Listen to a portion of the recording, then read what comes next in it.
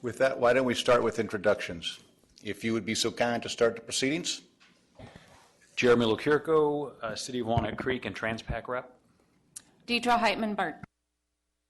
Chad Smalley, City of Richmond. Steve Kirschvan, City of Brentwood. John Cunningham, Contra Costa County. Leah Greenblatt, City of Lafayette and SWAT. Dave Vaughton with MTC. Michelle Rodriguez, City of San Pablo. Yvette Ortiz, City of El Cerrito. With that, we'll proceed to public comment. Is there anybody here who would like to make a comment for something not on the agenda?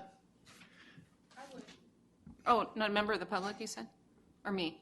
I don't have a rule book. I don't know. Go ahead.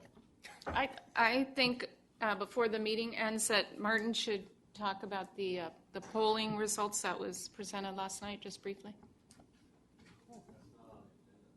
Oh, yeah, I thought it was items not on the agenda. Oh, okay. That's what it says under public comment. That's what she's doing. Would you just get here? What? I'd be happy. This is being broadcast, by the way, To the world?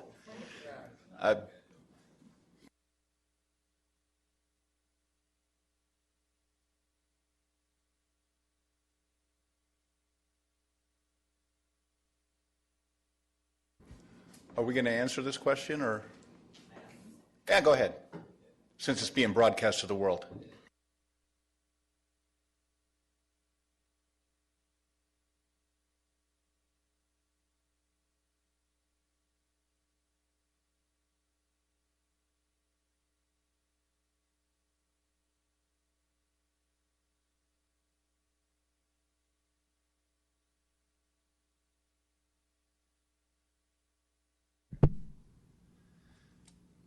Good afternoon, Mr. Chairman.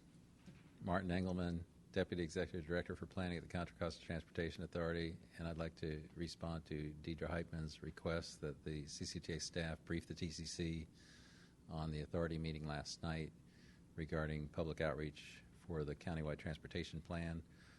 We received a presentation from Alex Evans of EMC Research, and Alex had conducted a second survey after the first survey was presented in February to the authority, showing very positive results regarding a possible sales tax measure sometime in the future. 68% of voters, registered voters, were supportive of expanding and extending Measure J. So this follow-up poll asked a little more probing questions, and they kind of go through this thing where they ask the question first, and then they give more information, and then they give some negative information, and then you end up with kind of where you think you'd be at an actual election.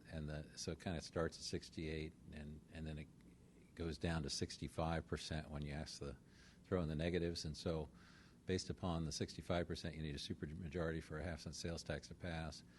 The authority gave staff direction last night to work towards a possible expenditure plan for consideration to put on the ballot in November 2016, and that would be increasing the half-cent sales tax by a full half-cent to 1 cent and possible extension.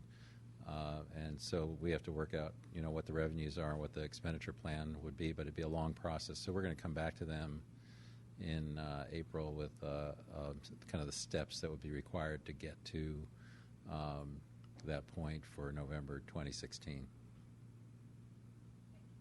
You're most welcome. Thank you, Martin. Mr. Chairman, can I ask a question? Can we please get that polling result, or at least the poll, distributed to the committee so we can take a look at the conclusions from it, please? Martin, did you?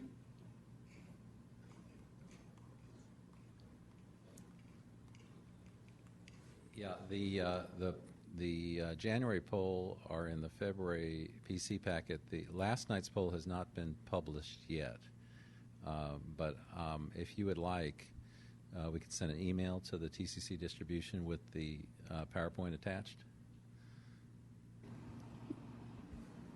We'll make a note of that. Christina? Thank you. Any more public comment? Then with that, we will move to the election of a chair and vice chair. And I have no idea who's handling this.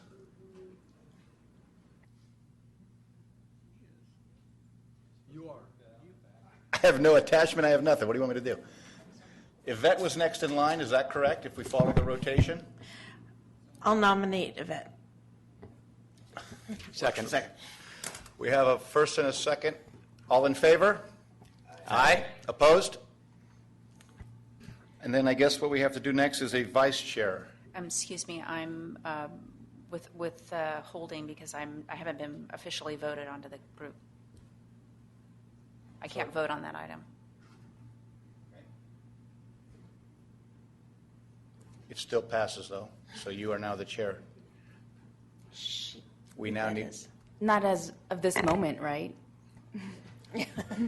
Or as of this moment or next meeting? no, you're coming here now because I'm leaving. With that, this is what happened to me last time, so welcome to the parade. With that, we need to elect a vice chair. Does anybody know what the rotation is? Is it Central County after West County? I'm only mentioning this because this is what I thought the process we went through last year was we're going through a certain rotation. I'd be happy. What we had before either. I nominate Tom Hooray as vice chair. Second. Okay, all in favor? Aye. Opposed?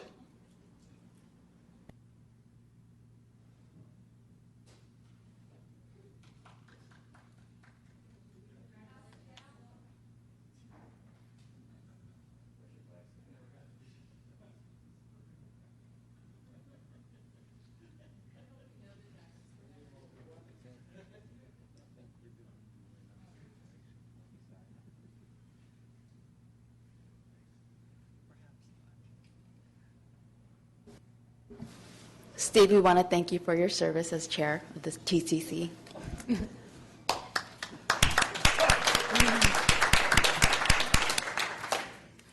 So bear with me. It's my first time doing this, so help me out here. So, let's see. So next item on the agenda is to approve the summary actions from the February 20th, 2014 meeting. I move. I'll second. Take a vote. All in favor? Aye. Aye. All opposed? Oh, abstentions? Approved.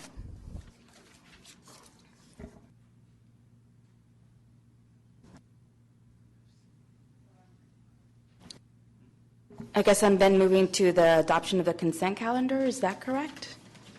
So do I have a motion? I'll move for adoption of the consent calendar. Second. All in favor? Aye. Opposed? Abstentions? Okay, passed.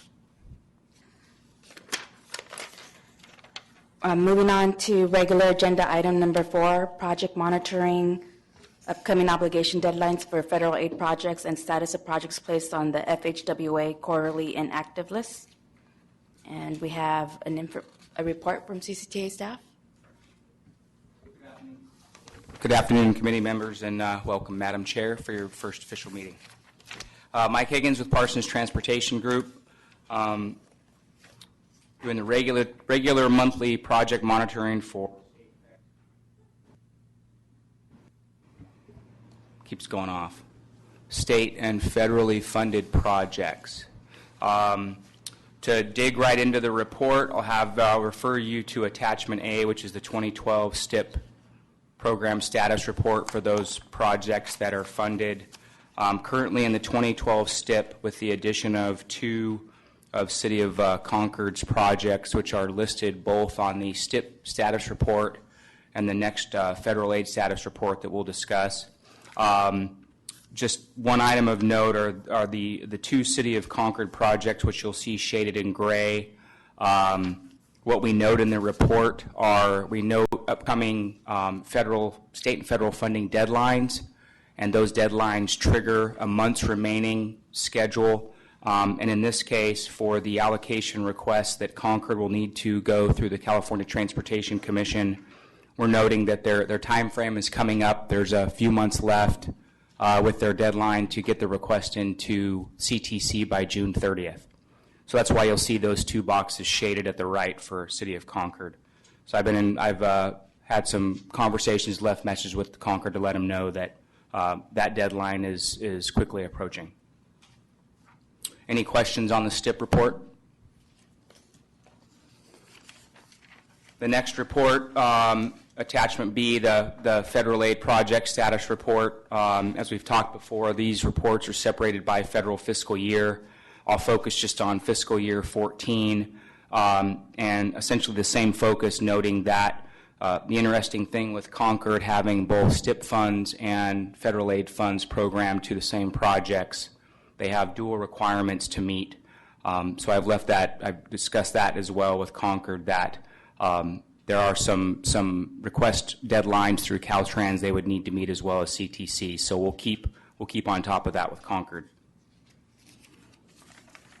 And last but not least, at the very back of the page, the very last page in the report, are the inactive obligations.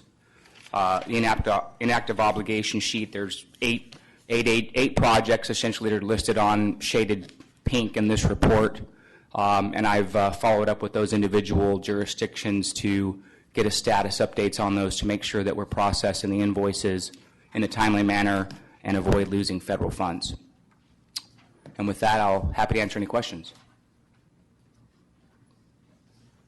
Any questions? Thank you. Okay, thank you.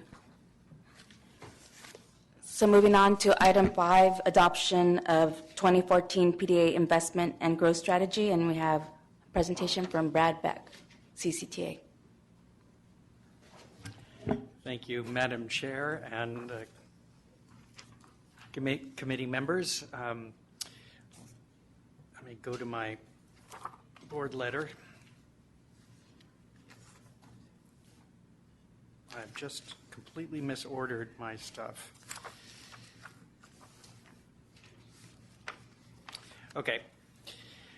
We are the CMA for Contra Costa, as you all know, and as the CMA, to get the OBAG funds or any future OBAG funds, we have to prepare a PDA investment and growth strategy. We had prepared one, the initial one, last year. It was adopted by the authority in April of 2013. The purpose of the strategy, and I'm quoting from Resolution 4035 of MTC, which established these requirements, is to ensure that CMAs have a transportation project priority setting process for OBAG funding that supports and encourages development in the region's PDAs, or priority development areas. The initial PDA strategy did that. MTC does have some other requirements for the CMAs and the PDA strategy, and one of them is that we have to update the PDA strategy every year. At least that's the requirement so far. And as part of that, we have to engage with local planners on PDA development of the 37 PDAs in Contra Costa. We have to participate on the technical advisory committees for any PDA planning study that's funded with federal funds. We're working with the City of Walnut Creek. We're serving on their TAC for their West Downtown specific plan and for the Downtown Concord specific plan as well. And we have to encourage local agency to quantify their infrastructure needs within their PDAs and to assess local efforts to approve sufficient housing within the PDAs for all income levels.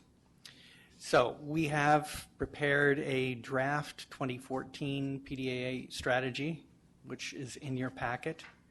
One of the things we did in the strategy is to add a lot more detail on each of the 37 PDAs, and that is the PDA portfolio that is in Appendix D.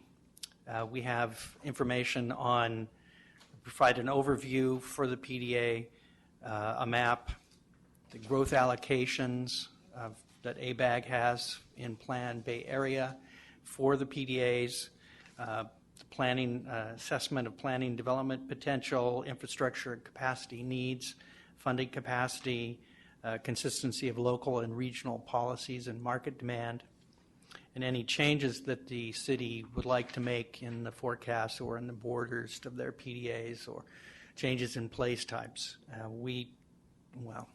Our consultants went and contacted every city and the county to ask for information and updates, and we got a lot of good responses. We're still trying to fill in some of the blanks that where we haven't gotten a response yet, especially in the housing numbers that are in the final appendix in the draft PDA strategy. And there's a lot of good information about the potential for development within those PDAs, and we've gotten a lot of good information from the jurisdictions, and we appreciate the help that we've gotten. One of the things that we have to include in the PDA strategy is an outline of the criteria and purpose and kinds of projects that would be funded through the PDA planning grant program. And that's included in Appendix C in the draft PDA strategy.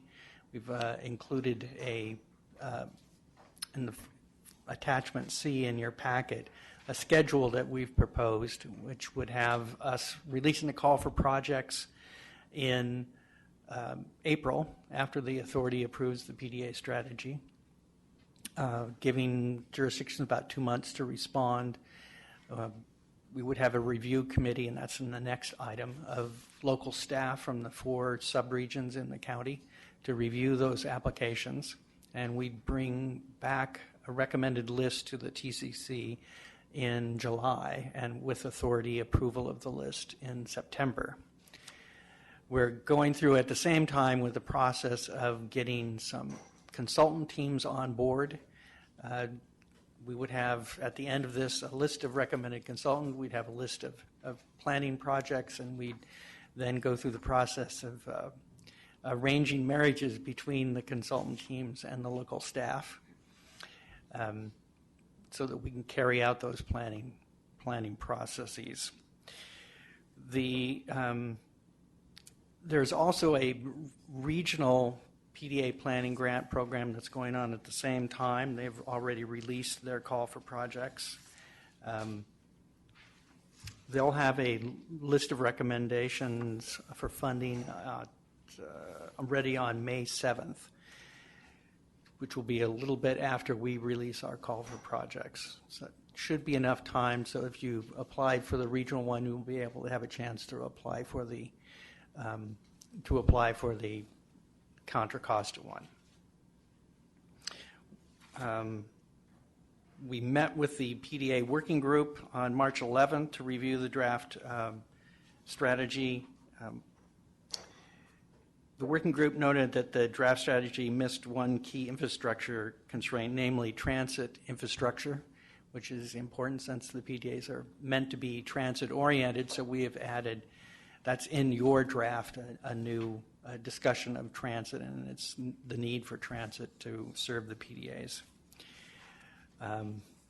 One member suggested that the PDA planning grant application should require formal resolution from the sponsoring jurisdiction's council to make sure that the application is vetted before the public. That there wasn't a general agreement amongst the working group on that. The working group also suggested a clarification to criterion 3 in the scoring criteria. One member noted that addressing residential displacement needed to be included as a measure to be consistent with MPC direction, and we've made those changes in the draft that you have before you today. So that's my presentation on the PDA strategy that we're proposing for the authority adoption, and with that, I welcome any questions or comments. Any questions? I do. I have a few different comments and questions. Starting with the consultant selection process, it seems like there's a wide range of projects that could be funded, but we're selecting the consultants before we know what projects are going to be funded. How are we going to make sure that the consultants that you've selected are knowledgeable enough to serve as the consultants for these projects? Or we have the expertise that we really need. What we've asked, and we had a pre-bid conference earlier this week. What we've asked is that each consultant team have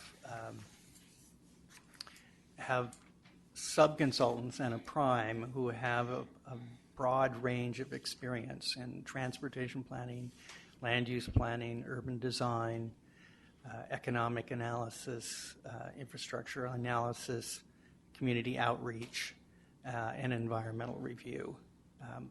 Those we think will be able to cover the kinds of planning studies that might get funded through the program. If we're missing something, we will figure out a way to get some sub-consultants added in so that we can address any of the kinds of studies that we might get. I had a couple more questions, if it's all right. So there's the document, the main body of the document, and then there's the appendices, and one particular appendices that deals with the planning grants. Yes. And we had a conversation yesterday where Brad said, "Oh, are you going to apply for this project?" And my response was, based on looking at the information that I'd seen previously, I didn't think that our project would compete very well. And I was kind of encouraged to reconsider that. So when I reread the material today, I don't think that there's something missing, I think, between the body of the document and the grant application itself. Because if you go to page 39 of the staff report, 5-39, there's a discussion under it's under the heading, it's a subheading of the planning grant programs, but they talk about the PDA infrastructure capacity and needs. And that, to me, that concept of, well, you could be doing a plan that would be supporting your infrastructure capacity and needs, doesn't seem to come across to me in the grant application material. That seems to be more focused on the housing and if there's an infrastructure project, it wasn't clear, and it's not listed as an example up above on page 5-38. The other one was 5-39. It talks about transit access, but it's not the variety of infrastructure improvements that you might need to develop your PDA. So I'm wondering if there's a way of taking that concept that's in the body of the document and incorporating it into the discussion on the planning grants, both in the document and in the attachment.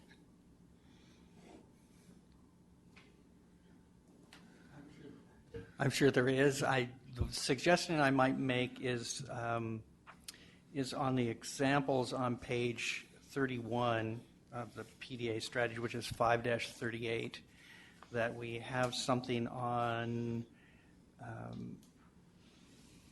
design of transportation or the street network within the PDA to I don't want to use the word harmonize, but to maybe focus on complete streets within the PDA that supports the development of PDA and addresses transportation impacts. That's one thing we did. There is some language, and I can't remember exactly where it is, where we noted in the PDA strategy that and this is an issue in Lafayette, it's an issue in many other of the PDAs in Contra Costa, where the street system, street out here is an example of that as well, where there's a roadway that goes through the PDA that serves the PDA, but also carries a lot of through traffic. San Pablo Avenue is another example of that, where you're dealing with trying to encourage development within the PDA, but you're also having to deal with a lot of through traffic. And if we could add something that refers to addressing that issue as one of the examples of PDA planning, an eligible activity, that would go part of the way. And I think under the 6 elements, we could add something under the implementation element. It refers back to those kind of planning.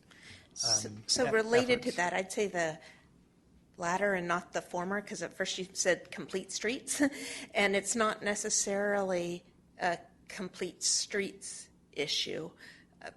Some of these infrastructure projects are, I think you said yesterday there was a jurisdiction that had a sewer issue.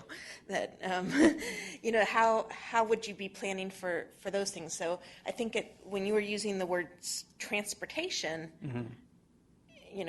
the connectivity and describing the through situation where there's a number of vehicles that have, just the broader transportation issues is what I'd like to see included in the section of the document, but also included in the grant application in the appendix. Yes. I think one thing we could also add on page 560 and 561 of your packet, that's the outline of the planning grant program.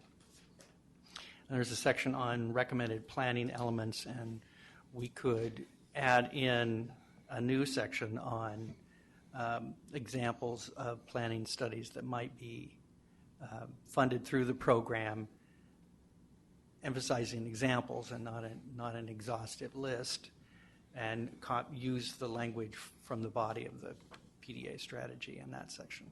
Okay. And on a related note, there's one of the appendices that takes, it evaluates each PDA, and in Lafayette, it has some language in there, thank you very much, that says, you should be getting some planning grants to do some of this work. But the work that's identified doesn't seem to be reflected in the PDA planning activities. So I didn't look at everybody else's descriptions, but if there are other project or planning projects that have been identified in that inventory, I think we want to make sure that those projects are eligible for funding and incorporated into the grant program.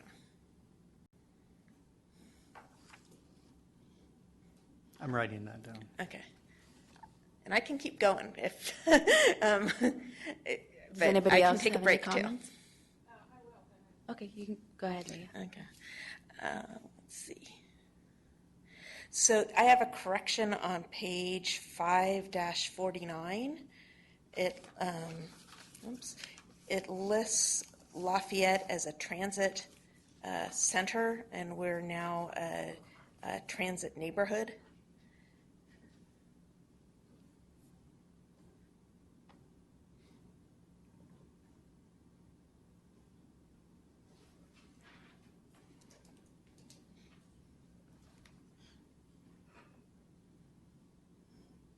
For our place type. Got it. And then this is from our planning director. She had a question about the households per acre that, there are on this page 5-49, there's some other jurisdictions or other PDAs that are listed, and they have transit town centers, which is more intense than a transit neighborhood. But the other jurisdictions have a lower household per acre. Lafayette is listed as having 7, and these transit town centers have 3 households per acre. We didn't understand why if one was supposed to be a higher intensity, why is the lower intensity have It's the meant higher? to reflect current status. So that might be a good thing to label that heading, that it's Clarify. existing households per acre. Because the other column next to it is existing transit service.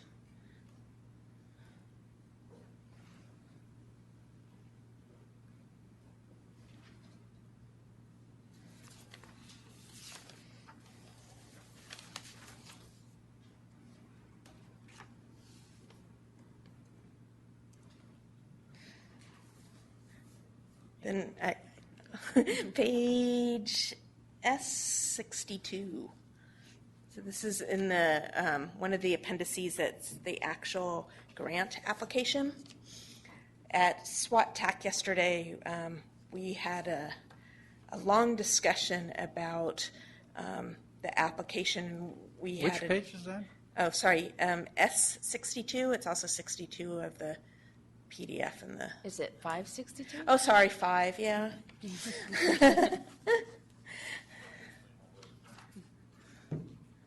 I'm adding sections here and there, apparently. So, should I go here? So, we were looking at the scoring and what was being asked in each of these sections, and thought that there needed to be some more clarity.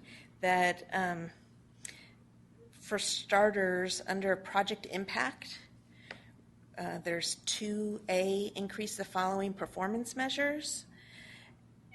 And we think you really mean performance components, because there's not going to be measures for every project, or, you know, it seemed like it was more general than an actual measure. So we didn't understand what methodology you wanted for demonstrating a performance measure. And if you did mean performance measures, then you need to provide more of that information. Okay.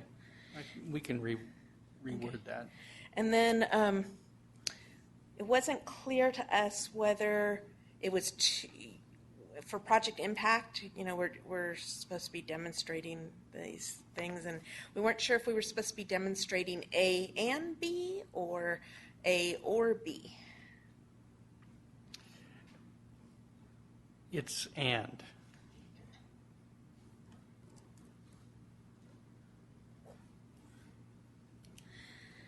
Okay, and this was, the next one is kind of our next couple are kind of the ones that really, there was a lot of concern among the SWAT TAC members.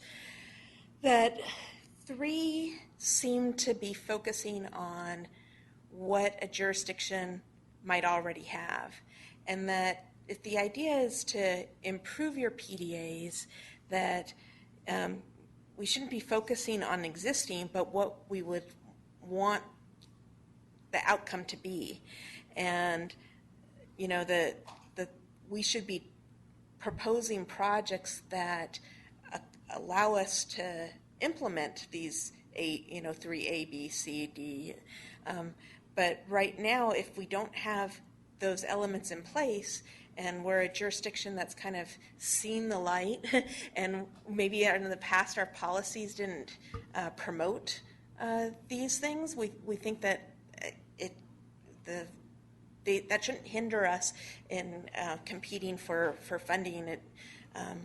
We should be eligible for that funding, and it should, you know, we're trying to do the right thing, and so we should be able to score some points in that category. So maybe it's not, the focus isn't, you've got the italicized there in that first paragraph under 3. It's, through existing planning policies, I think the existing needs to be removed, and the focus should be, like I said, what does the proposed project do? What does it do to implement these A, B, C, and D?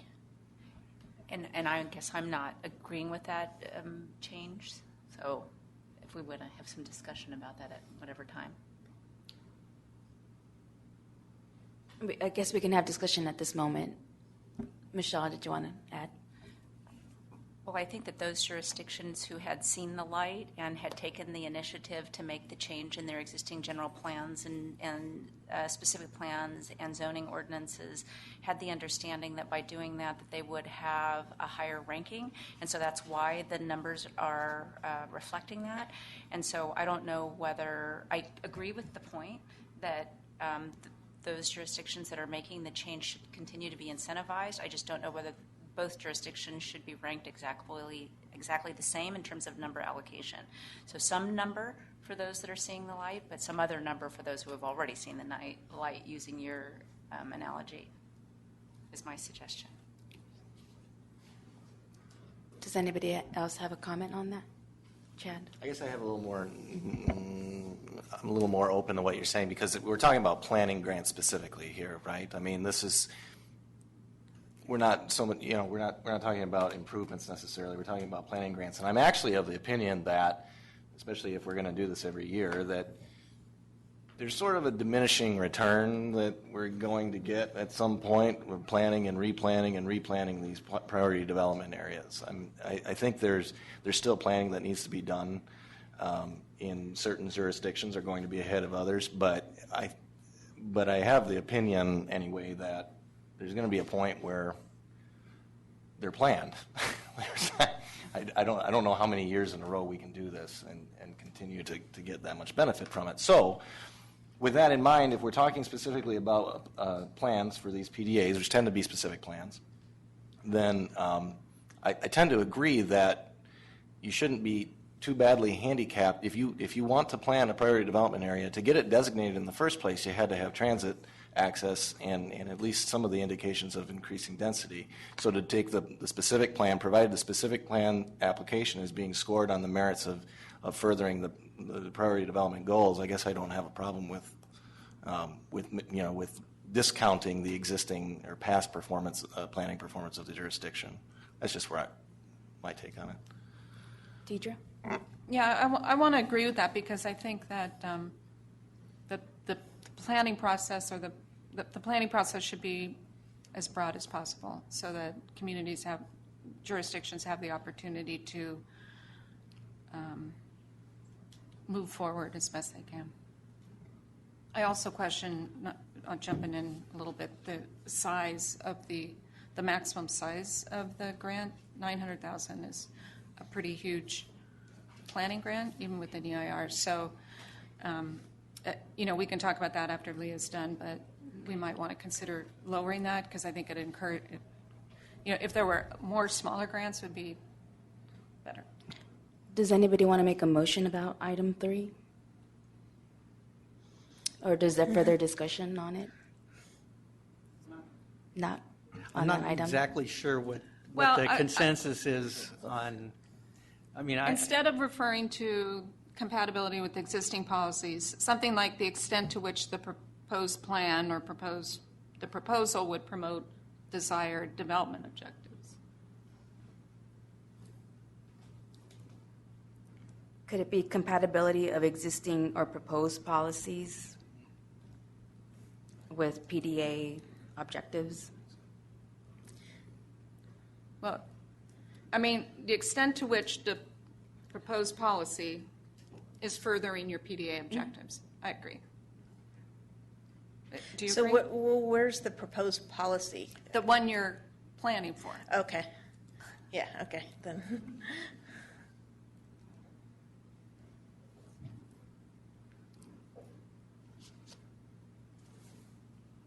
So is there a motion to change 3, given?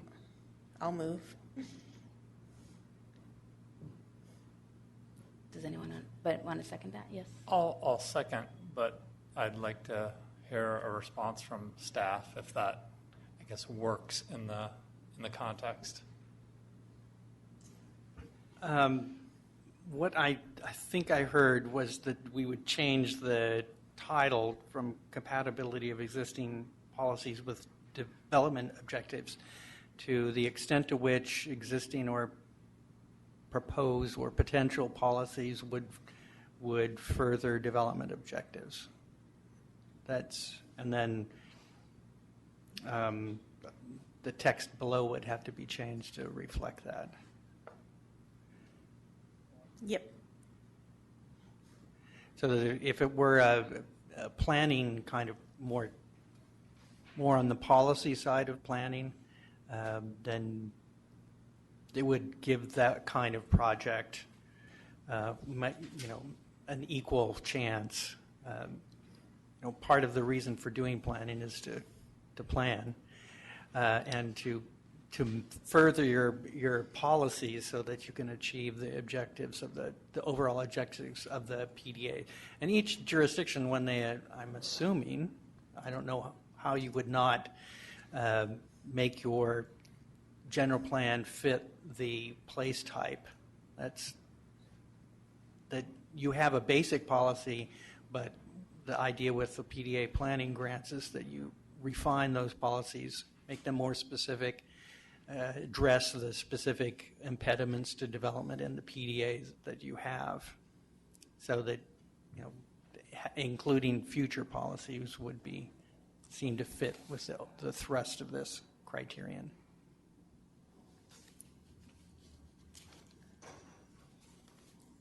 Did I completely obfuscate everything? I was okay with the beginning part, and then it kind of went too far. I got a little lost, I should say, not that it went too far. Well, are we ready to take a vote on that motion, though? Just basically changing item 3 so it allows for proposed or potential policies that are supportive of PDA development goals. So, all in favor? Aye. Aye. All opposed? Aye. Abstain? Did she vote, actually? Sorry. Can someone help me here?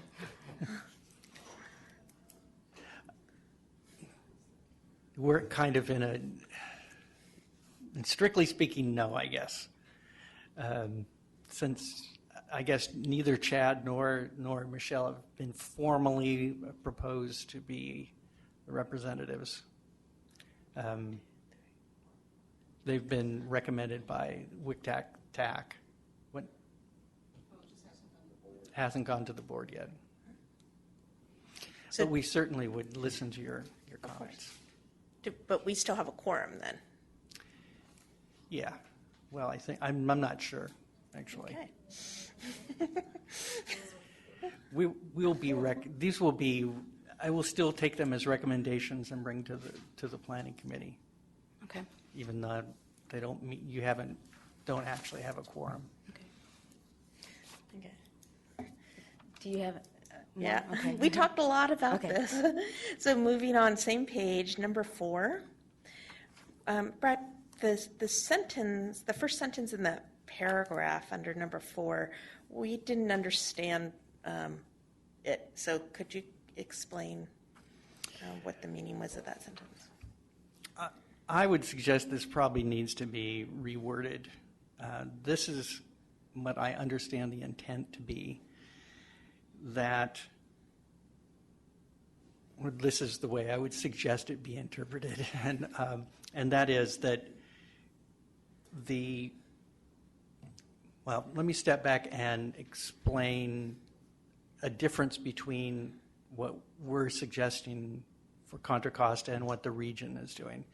The region wants the whole enchilada. They want the big planning effort. They want the land use policies, the existing conditions, the forecast, the community outreach, the environmental review, a full specific plan. This approach is that we want that, but we are not necessarily funding all parts of it. We could fund an initial part before you do a full specific plan. We'll do parts that are needed as part of a plan, and we'll do a follow-up. We'll fund follow-up parts that address particular impediments. This criterion would be, does your proposed project fit within that larger process? Has the jurisdiction done a specific plan, and this is a follow-on? Are they planning to do a specific plan as later planning steps? That doesn't come across, but I think we can reword to do that. And that seems like something that would be consistent with MPC's approach of trying to do all the planning necessary to develop the PDA.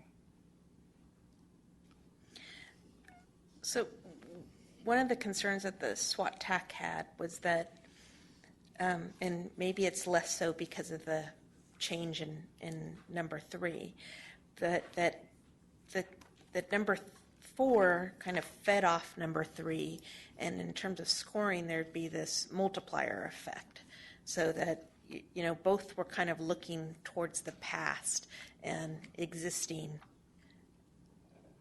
and like you would already have had this specific plan, and so maybe you would score more points under number 4 because of your existing documents that were already in place.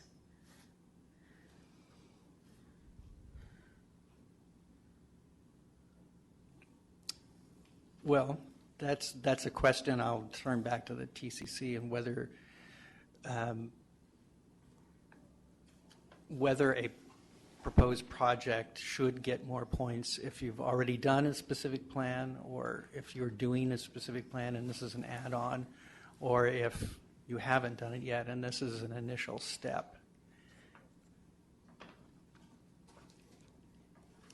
What's questions? the difference between the 3 and the 4 then? It seems like they're very similar in nature. I have a comment. Can I?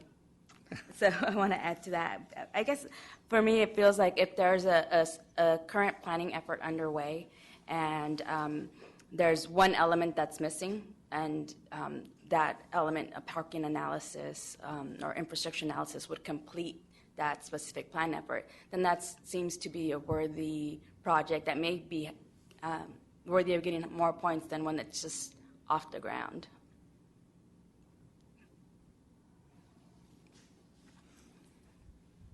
And that would be, we could word it to be more clear that that's how this would be, this criterion would be interpreted, if that's the way the TCC wants it.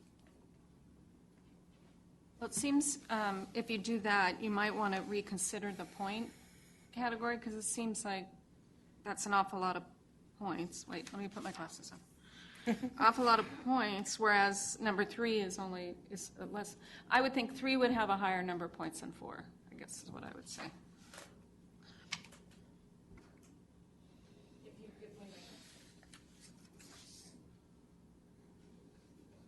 Does anybody else have any comments on number 4?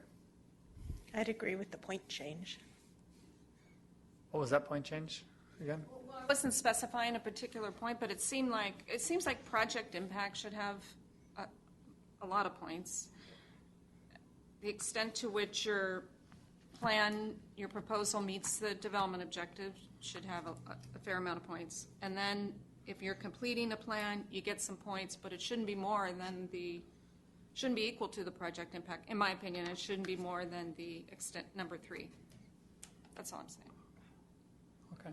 I heard the earlier comments requesting and confirming that the number 4 needs to be reworded. So for me right now, the core of that one is the last statement, is the ability of the proposed effort to complete the planning elements. That's what it seems to encapsulate all of that. And that said, it seems that could that also be restated as just the viability of the PDA or the implementability? It's almost like from a planning process, it's a gap closure. It's like, is this going to complete the planning landscape to ultimately implement it? I guess that's how I understand it. Is that accurate? That was the way that I was proposing to interpret it, that this would be the proposed project. We get more points if it completed the planning effort, the elements. Alternatively, you could, if the jurisdiction had a committed plan to do other parts, but they'd already funded or budgeted, but they were in the future, we could also give points for that, but maybe give more points for completed planning efforts within the PDA. That's a question. Okay, I guess I like the way you stated it. Then I'm in support of that. That statement doesn't do any justice to the heading. That the heading should reflect that, because that's I think, something that's a desirable thing that we do want to give points to. It's like you're closing the planning gap. The planning gap closure, yeah.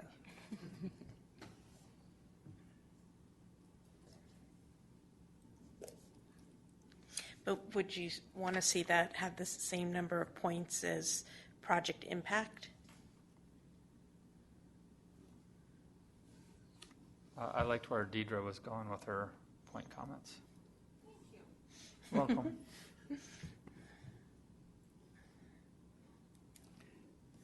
Anybody else have a comment? Do we want to agree on a certain point value at this time? I get the sense that people agree with that idea of calling this planning gap closure, or I'm not using that term, but getting that idea into the title. I mean, we can always drop it to 15 points and make number 2 project impact 35.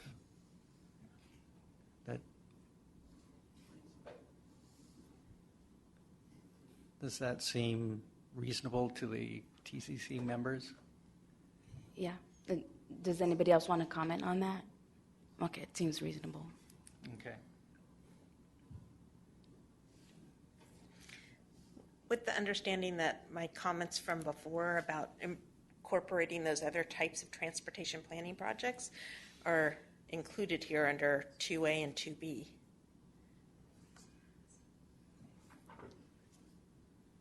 The kind that were mentioned in the PDA strategy. Yeah. The body of the document. Yeah, so there's this consistency between the two that it also helps infrastructure projects.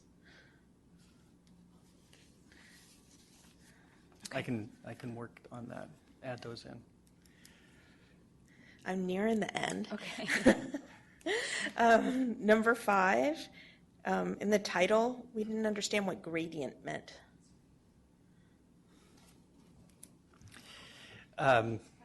That's not really necessary. The idea is that you can get a variable amount. Which is for all the That's actually items. True for all of them. Okay. And then there was a little wordsmithing on 5B. The SWAT TAC wanted to see 5B say the demonstration of community and stakeholder support, and then have parentheses such as major property owners, yada, yada, yada, yada. And then the parentheses would end after support for planning process. And then you'd have a new sentence that would start, this may be demonstrated through statements made, yada, yada, yada. You're turning your city council into a stakeholder? Well, it's a demonstration of community and stakeholder support. So they are the community, aren't they?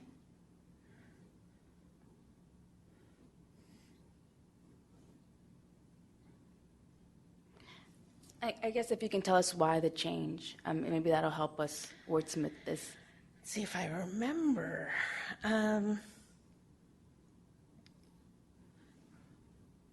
Well, I think, it reads as though you need to have all of those. Is that what you wanted? Major property owners need to write a letter of support, or it could include, the more you have, the stronger your application, et cetera. I mean, maybe, yeah.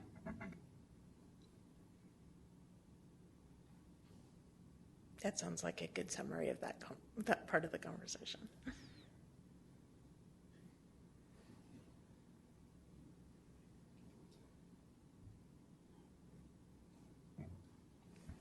Don't you say somewhere else that you need the city council resolution or some indication from the city council? So that's covered. So really, the way we've done it in the past is you demonstrate local and/or community support. You demonstrate local and/or community support, through letters of support or city council statements or whatever, and you get up to 15, you get 15 points if you have 1,000 letters attached to your, and you get just 1 point if you have 1 letter, right? I mean, isn't that, or are you really asking that all the major property owners in the area weigh in? Because that's going to be hard.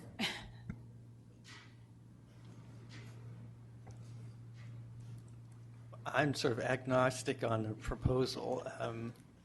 I would go either way.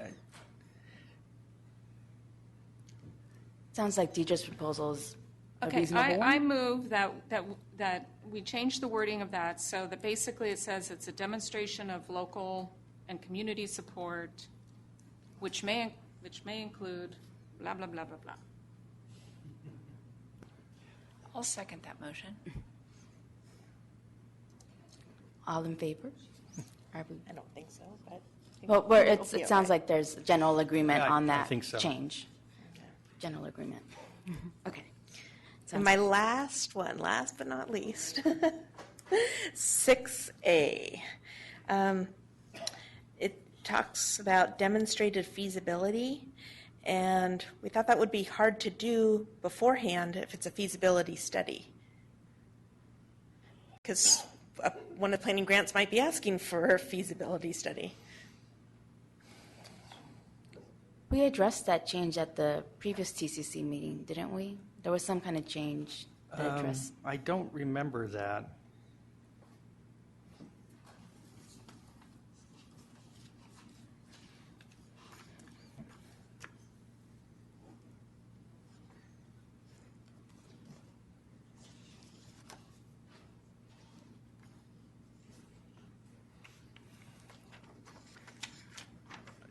Are there any suggestions on how to address that concern from SWAT, TAC?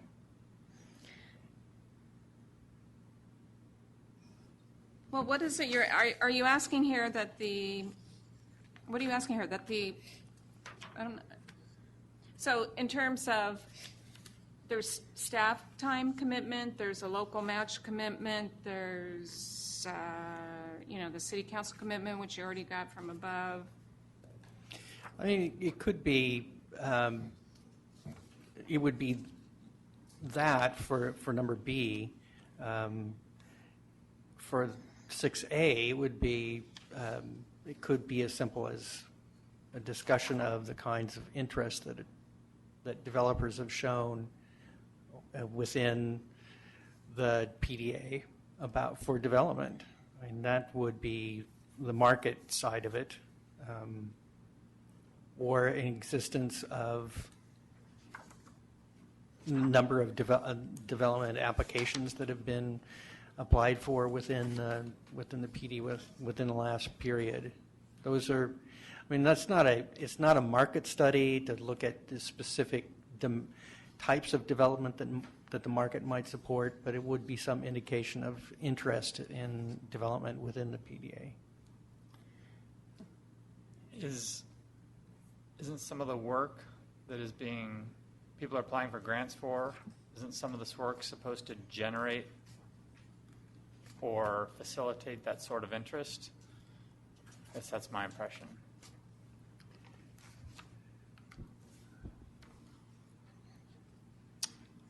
I think the focus is more on identifying the policies and strategies and improvements that are needed to support the private development and to support or encourage greater use of transit and walking and bicycling. A vibrant community, if you will. Yeah, I guess the whole PDA planning effort, it's focused on removing barriers, be it policy or infrastructure barriers to development. And I guess if there's a substantial amount of barriers in place, you're not going to get a whole lot of interest. I don't know, this is a kind of a strange question on the grant application. To what extent have you already solved the problems that you're applying the grant for, I guess, to restate it casually.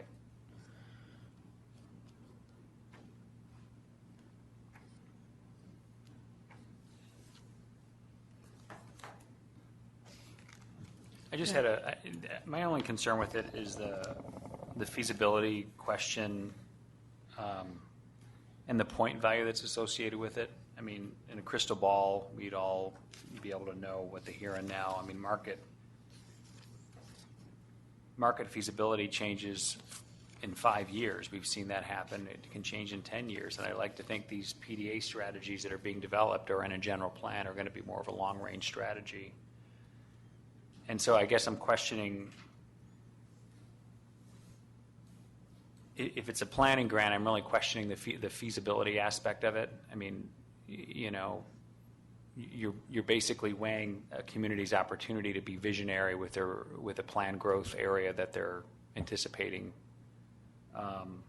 against what's the, you know, how is the market going to respond to you upzoning a property? And I guess my concern is that, you know, at 15 points, it's carrying a 15% of a value of I just see, and I don't know that communities are going to have to demonstrate that, because I think even then, even if they get the grant to do the planning, I think that's even saying that it's a gap closure or a planning gap closure, however you want to call it, even then the work's not done, because when the infill comes, when the redevelopment occurs, there's going to need to be increased infrastructure improvements, I think, at that point, reinvestment. And that in and of itself may require additional grant applications to be able to accommodate.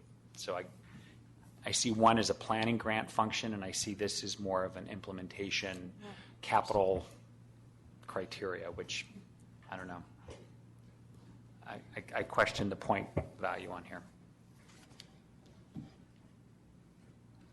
Do you have a suggestion on what do you think it should be, or should be any?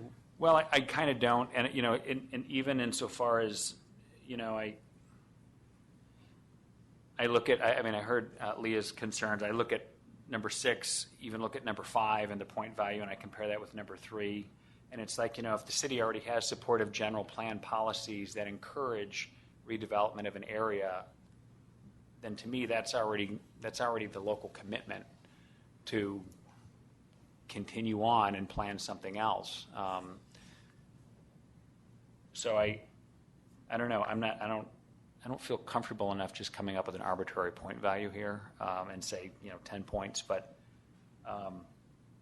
I think as I'm looking down kind of the list here at these 6 criteria, and I see how they're each being weighed, you know, it's obvious that, you know, number 2 and number, I just see these things, and I'm just wondering, is there, you know, when you get to the bottom of the 15-point values, what's it going to take to become a 15-point? I mean, how would a city or a jurisdiction score 15 points to be able to demonstrate? I mean, what's it demonstrated? I mean, a letter from a developer saying, hey, this is a great opportunity to add 20 units. I mean, what's the threshold? I guess my question is, it's really about interpretation and the implementation component here, because the plan needs to be implemented, not necessarily I mean, does that make any sense? I guess what I'm kind of struggling with this in my head, because I'm looking at the fact that as a planning document just sets the vision, but it's up to those people afterwards, local politicians, the community, to be able to provide the implementation. And I guess what Leo was saying is that I don't know that we're going to know that yet. And I don't know, even if we did know it, how we would get a 15-point from that criteria. I think the fundamental purpose of this criterion is that the sponsor who is applying for the grant demonstrate that they are able to carry out the plans once they're done with the grant and they have their plan, or they've finished their study, that they'll be able to put that plan into effect. Now, maybe 6A isn't so necessary, or is hard to demonstrate, but it may be, I think it is easier to demonstrate that the sponsor has resources and track record at developing projects and implementing plans. And we could focus it on that, sort of a track record, and that's something certainly that the authority has been interested in as a criterion. So one of the things that I guess I'm interested in, this is more like a construction project feasibility to me, and one of the ideas that came to me when I read it was there are quite a few jurisdictions that do program or project EIRs at the general plan level, and so as projects that could be planning projects or implementation projects come under that umbrella, they're able to tier off it, and it increases the ability and speediness that projects can get on the ground. So that's what I was thinking about in terms of implementation feasibility, is why wasn't there any points related to more umbrella environmental analysis, which takes us to a totally different track that you didn't even start, but that's what I was thinking about from an implementation feasibility standpoint.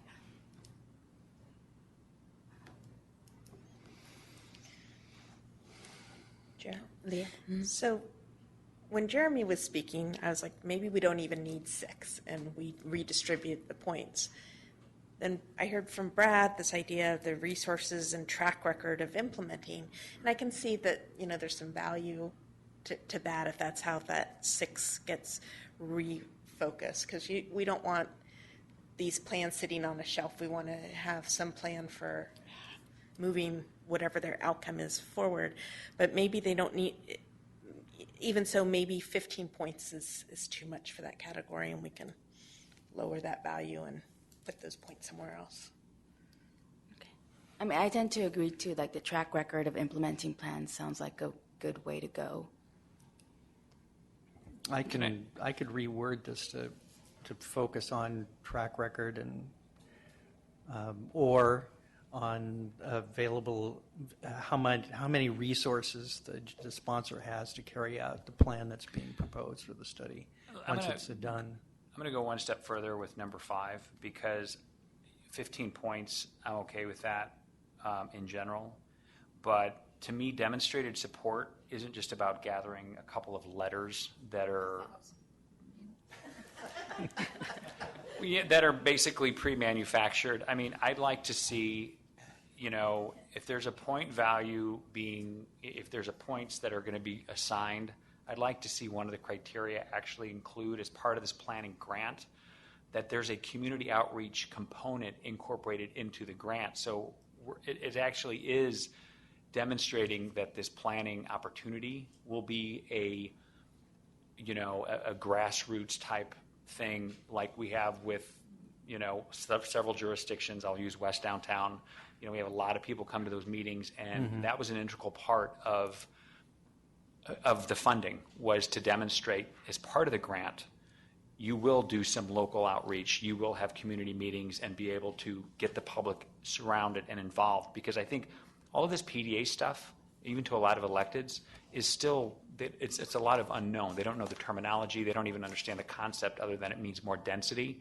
And I think the minute that we go out and we start saying the city won, jurisdiction won a planning grant to intensify, to do this, that, or the other, I think, you know, from the staff and from electeds, I think some of us understand what it means. From the public's perspective, there's a huge educational component there that we have to go out and then translate how these plans are going to impact their properties, or, you know, and I'm talking about more than just a developer. And so I'd like to see a component, if we're talking about local commitment, I'd like to see how, as a weighing criteria, something to the effect that the project will include a component to include a local commitment for community outreach, or something to that effect, where it's more than just gathering a bunch of letters from certain stakeholders, but we are actually making a proactive attempt at having that outreach to the stakeholders, being the community. And that would be my recommendation on that, because to me, getting 5 letters versus 10 letters means little if the plan itself hasn't developed something that really brings other entities to the table. Chair, I think that's a great suggestion, because that's kind of what's missing in this, and I think it just helps. the CCTA and our local jurisdictions as we move through, moving from these concepts to planning documents to projects. So, maybe if we, for 6, if we lowered those points to 5 from 15, and then on the number 5, we lower that to maybe 10 points, then we'd have 15 points left over that we could create this community outreach component. I had a comment on that. Isn't the community outreach component one of the planning elements that's addressed under number 4? It is. Okay. I didn't understand. It's not explicit. I think it doesn't quite get to what Jeremy was saying, but you're right. It's element 5 of 6 that's listed earlier.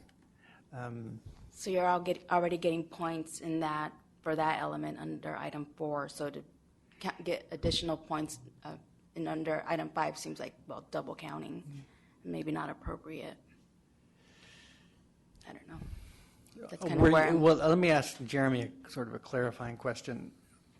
Are you suggesting that there be a community outreach component of the proposed project? I'm suggesting that projects will score higher if they do include that. I'm not going to say that every project, some projects may be a feasibility study and that may not require a whole lot of, community outreach. On the other hand, when we're talking about PDA and we're talking about land uses and potential changes to those areas, I see the potential there to further the goals of CCTA as well as the local jurisdiction by actually trying to orchestrate an education program here, kind of not necessarily selling, but at least, making it, when I'm looking at local commitment, I'm looking at more of a local jurisdictional commitment to commit to outreach to inform the neighborhood or the area. And I'm saying that it becomes an integral part of the process through the entire process, not from the get-go just to secure a grant. I'm not talking about securing 5 or 10 letters. I'm talking about having a component of that plan that actually maintains that level of engagement. And if they do, they score slightly higher than a plan that wouldn't. That's what I would recommend. I just want also just add in terms of letters of support. Actually, I think they are good. They're a good measure of the relationships that you have with various agencies to develop your plan. So although sometimes they're form letters, the fact that you do get them from various types of agencies, I think is a good metric. Anybody else have comments? I'm not sure that we have any. I don't want to prolong this, but so just thinking it through. So say you were doing a market analysis, you wouldn't necessarily have a community outreach, or say you were doing I guess who would come? I don't know, like if you held a meeting, no one would come, but if you were looking at like a way to some sort of, effort to look at the properties and how to combine, how to be able to combine the properties and create a master development kind of thing. So, I could see instances where it just wouldn't, you could have a community outreach component, but it might not make a whole lot of sense. So maybe the community outreach isn't like neighborhood, but, more stakeholder outreach, you know what I mean? But I guess that's different than what you're talking about. Anyway, never mind. I understand what you're saying. I just, when I'm looking at 5B, it says demonstration of community, property owners, council, transit operators, support for the planning process.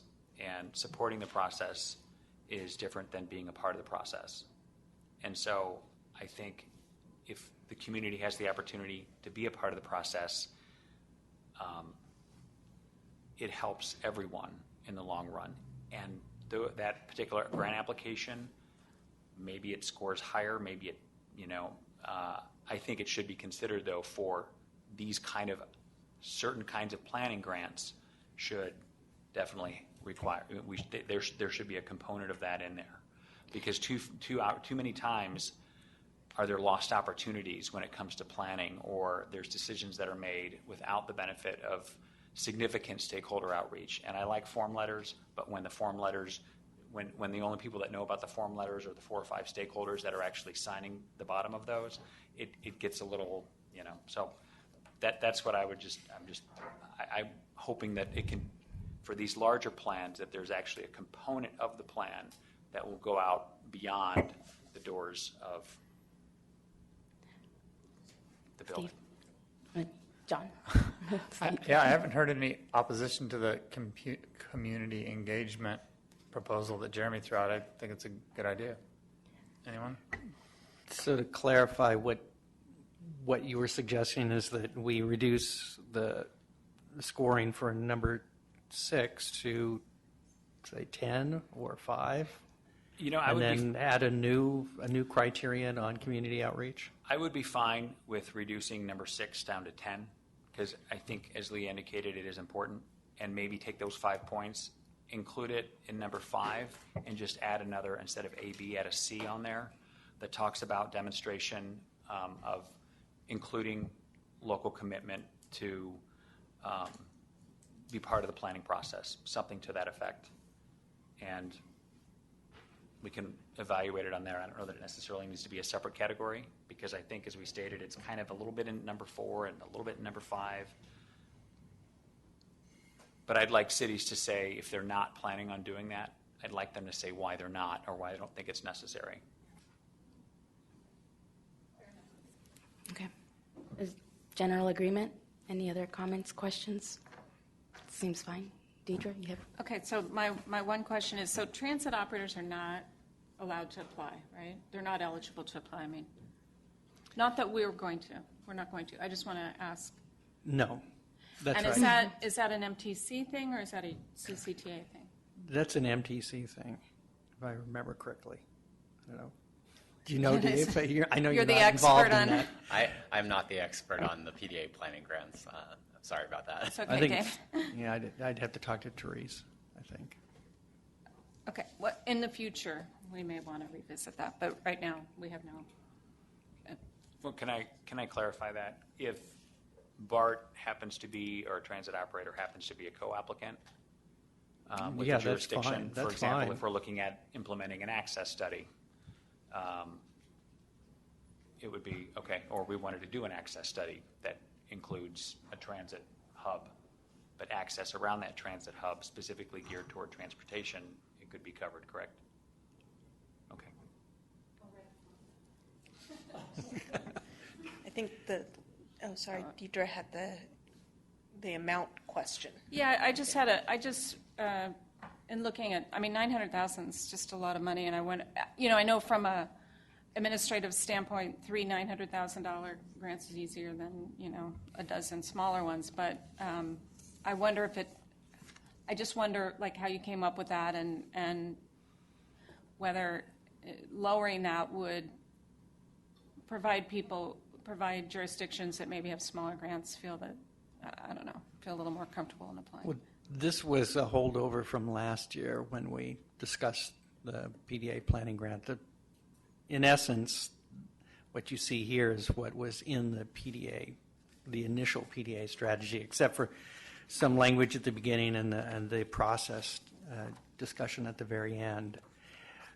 And at that time, the TCC wanted to reduce the minimum, so it's $75,000, which is fairly small for use of federal money. But since we're actually holding the E76, then that's not so difficult. What was the maximum on the OBAG capital grant? Because I think this is higher. It is higher. 300,000? I mean. No. Actually, it was in the millions. Oh. It was $3 okay. million. Never mind. Does anybody want to comment on that? I support a lower amount. I mean, it just seems ridiculously high for a planning study. guess it does, I do have a comment on it, and it ties to ABAG has introduced this concept that they want to focus on 3 corridors in the San Francisco Bay Area for the implement of Plan Bay Area, one of them being San Pablo Avenue, and it's introduced in this report on page 5-143. So separate from that, there's all of the city-specific details, and then the one introduction of the corridor. So one idea might be that we have a higher threshold for multiple jurisdictions who are collaborating together and developing best management practices that can be replicated further, and then a smaller value for individual jurisdictions or something like that. 6 million? Yeah, I don't know what I was talking about. I mean, we got a $2.9 million OBAG grant, so. If I I brought- could, that's Madam Chair, you know, I think the way we did it with the OBAG was we said the maximum would be low enough so that you could have one big project in each of the 4 sub-areas. So now I'm thinking actually it was 6 million, wasn't it, for 24 million total? And so this would be, if you want to do the same thing here, your total is 2.7. So 700,000 would be 4 big ones. It seems to, In each of the 4 areas, if you wanted to go with a lower number, just to follow how we did it with OBAG. I think there's general agreement about that. Yeah, $900,000 for a planning grant for, it seems like a high amount. So I'm seeing general agreement that we should lower and follow the approach suggested by Martin. Yes? Okay. Any other? Yes. $700 maximum grant amount.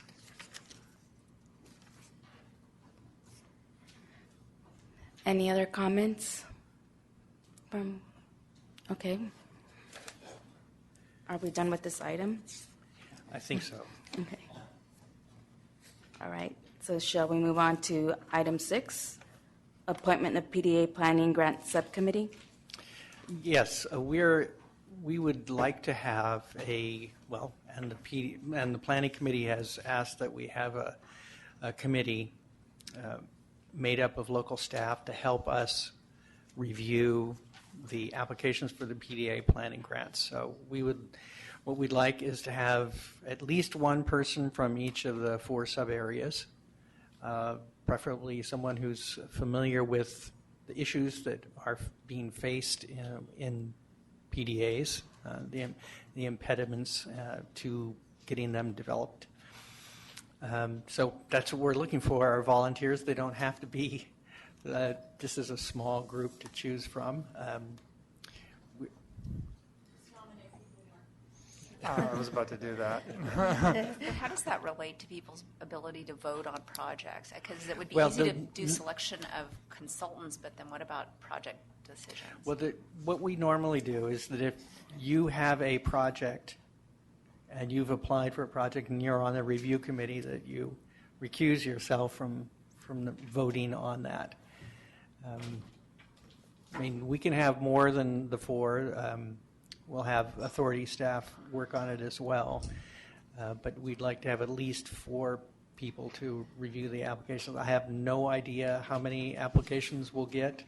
I know that people will be busy with applications for other planning or grants. There's the ATP program that will be going on at the same time, both the state and the regional ATP programs, as well as the regional PDA planning grant program. So I know you're all busy and short-staffed, but. John? I would like to nominate Pat Roach from the county to participate on that subcommittee. Second? I don't know. Do you need a second?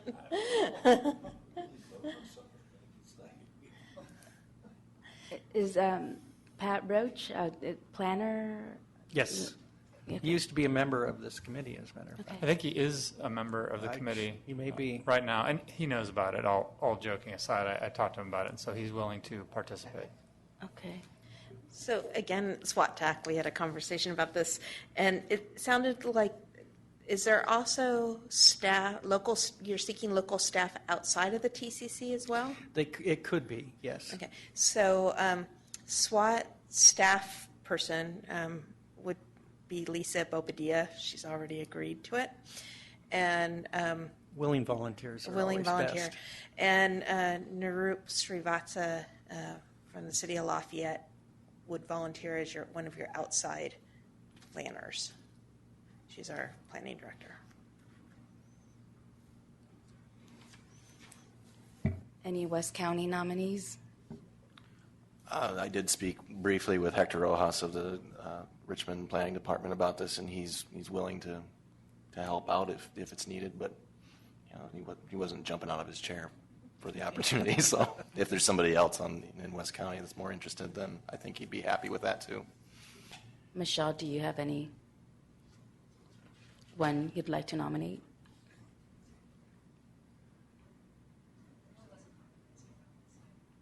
Okay. Can West County, I guess we only have Hector Rojas available at,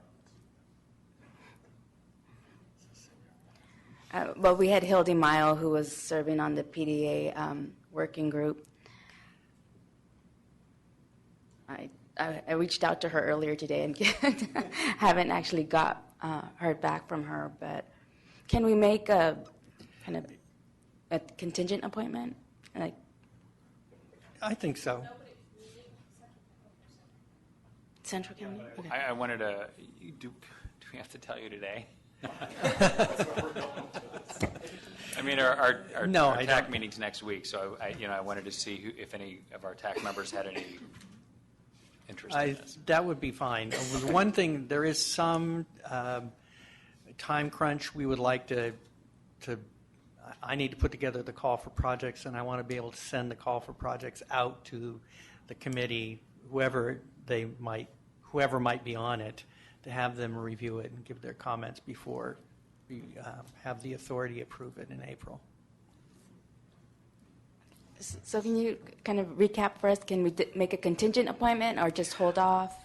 I think you could, if you would like. If Hildy does want to do it, Okay. So Hildy Mile from City of El Cerrito, and if she's not available, Hector Rojas from the City of Richmond is. And I just had a follow-up. Brad, can you explain how you're going to decide which of the other 3 or 4 non-TCC people will be selected? Well, I don't think they're going to be jumping at it. If we don't make appointments today, I think what I'll do is call up the RTBC managers and see if we can get them to push some applicants or volunteers forward to the firing squad, so to speak. So I'll, if you'd like, I'll talk to Barbara, and I'll call Jamar about get those two to drum up a volunteer or two. Okay. Are we done with this item?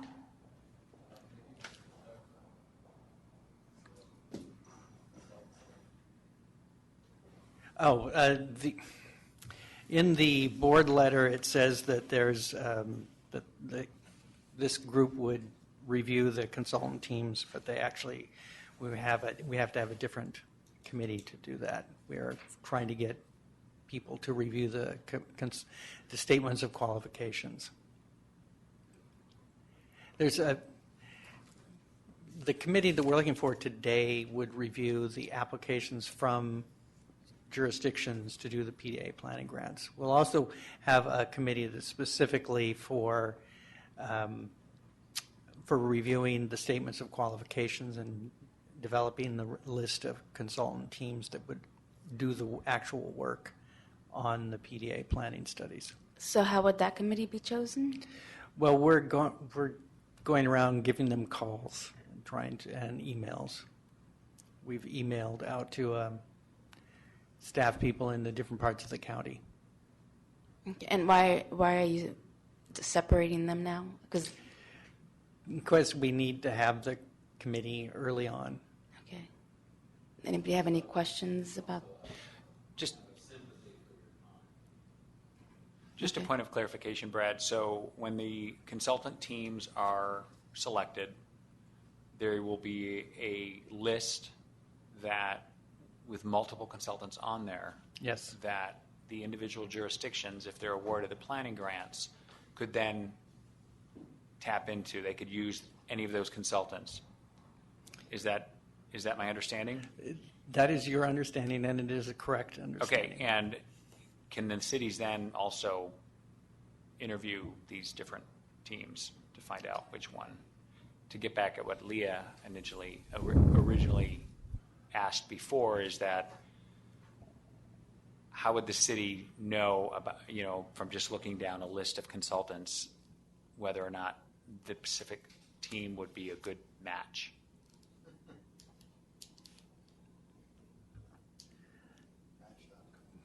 We hadn't thought about that. We were hoping not to do additional. We're going to interview the teams. Okay. Once we get the statements of qualifications, to make sure that they have the expertise and the range of abilities to do the work. We didn't foresee doing additional interviews between the jurisdictions and the consultant teams. It could be a lot of interviews if you did it that way. If we have $2.7 million and we have on average $100,000 per grant, that's 27 sets of interviews potentially. And I'm not sure how well that would work. Well, and I'm not even suggesting that the authority would take on that responsibility, but if a local jurisdiction was looking at a list of 10 consultants and there may be 2 or 3 which could do the work, I would hope that part of that coordination, that the authority would allow the jurisdiction to quasi-interview or talk to these groups so that they feel comfortable in who's going to be working in their community. I would hope. Can I respond to Yes. Jeremy's concern? So, Jeremy, we're not talking about 10. We're talking about probably 3 really big teams Okay. that have all the capabilities on each team, and we will create a list of those 3 teams ranked 1, 2, 3, and then you'll have your projects, your 27 projects, and there will be a discussion where the cities that have won grants and have, say, City A has a $200,000 grant and they want to get to work on this. There will be a discussion between city staff and authority staff, and we've also hired 2 contract grant manager types to participate in those discussions. They will sit with you. They will talk about the teams. You can pick any of the 3 teams. You can there may be even a little bit of arranged marriages between the subs if necessary. We put that into the RFQ, but we will work with you to come up with a team that you like. But we haven't envisioned, though, like Brad said, you have 27 projects, 20 jurisdictions or 15 jurisdictions. We haven't envisioned having the 15 jurisdictions interview all 3 of the teams. So you may have a preference right off the bat. You may say team 2 is mine, but we'll make sure that it's a good fit, as we like to say in the procurement business. In other situations where grants have been issued and there have been multiple consultants, they've actually come back to the cities and asked us to rank them, not necessarily rank them, but choose our first choice, our second choice, and our third choice, which sometimes you got your first choice, sometimes you didn't, in case that's another way to look at it. Right. Madam Chair? Yes. I was a program manager for this $50 million DOE grant, and they had a handful of winners throughout the state of California that they brought us all together, and they had the consultant teams give brief presentations about the expertise that they had available in their team. And at the conclusion of those presentations, so these were to the awardees, at the conclusion of those presentations, they handed out to everybody, this is your application form that you need to fill out, what type of use, like support you need, and then they arranged times when the consultant teams would meet with the awardees, and then we had a calendar that we had to schedule timeframes with them and all kinds of things like that. It's another option.